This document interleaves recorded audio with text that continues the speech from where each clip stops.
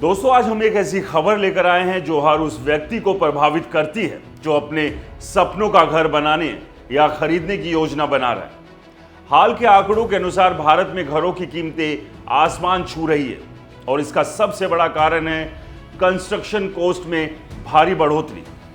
तो चलिए इस खबर को विस्तार से समझते हैं और जानते हैं कि आपके लिए क्या मायने रखती है। दोस्तों, हाल ही में कई रिपोर्ट्स और सोशल मीडिया पोस्ट से पता चला है कि भारत में पिछले 5 सालों में कंस्ट्रक्शन कॉस्ट में लगभग 40% की बढ़ोतरी हुई है। इसके साथ ही अफोर्डेबल हाउसिंग की हिस्सेदारी 2025 की पहली 6 माही में घटकर 12% रह गई। ये स्थिति मध्यम वर्ग के लिए अपने घर का सपना पूरा करना और भी मुश्किल बना रही है। चलिए दोस्तों, एक बार आंकड़ों पर नजर डालते हैं। कंस्ट्रक्शन सामग्री की कीमतों में उछाल। सीमेंट, स्टील, रेत और पेंट जैसे निर्माण सामग्री की कीमतों में 30 से 45% की बढ़ोतरी देखी गई है।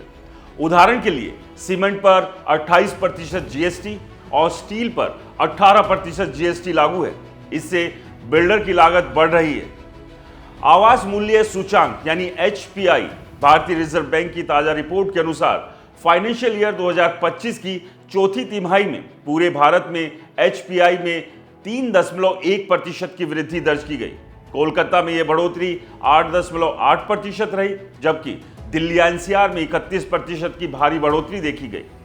लग्जरी बनाम किफायती रेजिडेंशियल 2020 से 2024 के बीच प्रॉपर्टी की कीमतें 9.3% CAGR की दर से बढ़ी, जबकि औसत आय में वृद्धि केवल 5.4% CAGR रही। इससे किफायती घरों की संख्या 36% घटकर 1.98 लाख यूनिट्स रह गई, जबकि लग्जरी घरों की मांग में 270% का उछाल आया। अब बात करते हैं शहरों के हाल की। दिल्ली एनसीआर में 2024 में घरों की बिक्री 15,019 यूनिट तक पहुंची, जो पिछले साल की तुलना में दोगुनी से अधिक है। लेकिन कीमतों में 20% की बढ़ोतरी ने मिडिल क्लास के लिए चुनौतियां बढ़ा दी। ऐसे में सवाल यह है कि क्यों बढ़ रही है लागत। पहला, कच्चे माल की कीमतें। तेल की कीमतें $96 प्रति बैरल तक पहुंच गई, जिससे ट्रांसपोर्ट लागत बढ़ी है। साथ ही स्टील, सीमेंट और प्लाईवुड जैसे मटेरियल की कीमतें भी आसमान छू रही है। दूसरा, मजदूरों की कमी। लॉकडाउन और दूसरे कारणों से मजदूरों की कमी ने प्रोजेक्ट्स की लागत को 10 से 15% तक बढ़ा दिया।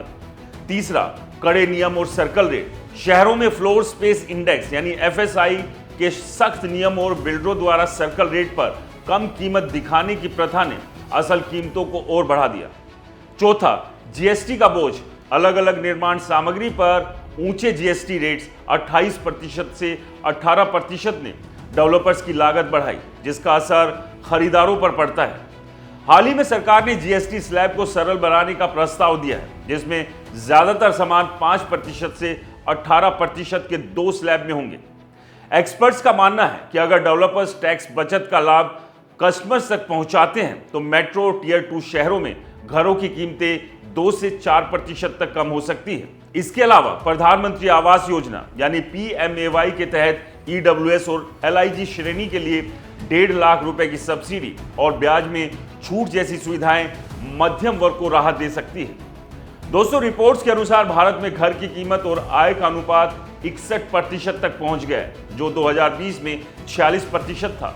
यह अनुपात 50% से अधिक होने पर खतरनाक माना जाता है। इससे मिडिल क्लास के लिए घर खरीदना दूर का सपना बनता जा रहा है।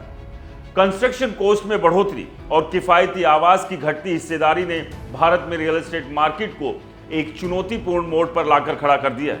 लेकिन सरकार की नई जीएसटी नीतियां और PMAY जैसी योजनाएं कुछ राहत की उम्मीद जगाती है। अगर आप घर खरीदने या बनाने की सोच रहे हैं तो अपने बजट और जगह के हिसाब से सावधानीपूर्ण योजना बनाएं। किसी एक्सपर्ट या आर्किटेक्ट से सलाह लेना भी फायदेमंद हो सकता है। तो दोस्तों, इस खबर के बारे में आपकी क्या राय है? क्या आप भी महंगे घरों की समस्या से जूझ रहे हैं? अपने विचार कमेंट्स में जरूर शेयर करें। अगर आपको ये वीडियो पसंद आया तो लाइक करें, शेयर करें और चैनल को सब्सक्राइब करना बिल्कुल ना भूलें। नमस्कार।